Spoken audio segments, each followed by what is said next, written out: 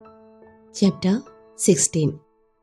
রাগান্বিত মানুষের সাথে ডিল করবেন কিভাবে। রাগান্বিত মানুষের সাথে কথা বলা সহজ হয় না, কারণ তারা আপনার কথা শুনতেই চায় না। তারা শান্ত হয়ে বসে না, তারা শুধু নিজেদের ব্যথা ও ক্রোধের মধ্যে জটিলভাবে আটকে থাকে।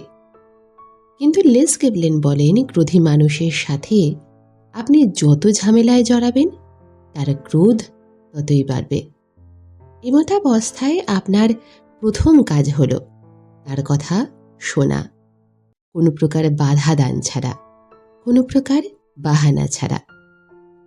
এক্সাম্পল, যদি আপনার কোনো কলিগ অফিস মিটিংয়ে হঠাৎ করে রেগে যায়, তখন তাকে বেশি বুঝিয়ে বা আর্গু করে কিচ্ছু হবে না।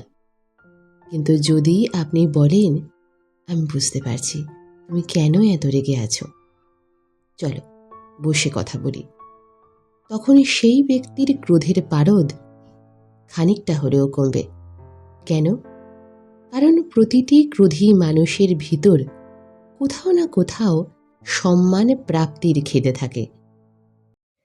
লেস গেবলেন বলেন, যখন আপনি কারোর মধ্যে এই অনুভূতি জাগান যে আপনি তার ফিলিংসকে গুরুত্ব দেন, তখন সেই মানুষ আপনার সকল কথা শোনার জন্য প্রস্তুত হয়ে পড়ে। আরেকটা কথা, মানুষ রেগে গেলে ন্যায় অন্যায় বোঝে না, শুধু রিয়াকশন দেয়। এজন্য আপনার উত্তরও কাম হওয়া প্রয়োজন, যাতে সে তার সামনে থাকা মানুষের রিয়াকশনকেও নিউট্রাল করতে পারে।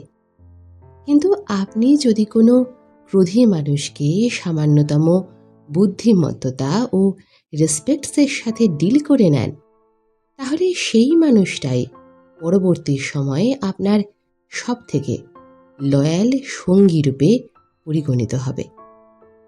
লেস গেবলেন বলেন, অ্যাঙ্গার একটি সিগন্যাল যা দর্শায় কেউ সম্মান থেকে বঞ্চিত হয়েছে বা যাকে ঠিকভাবে বোঝাই হয়নি।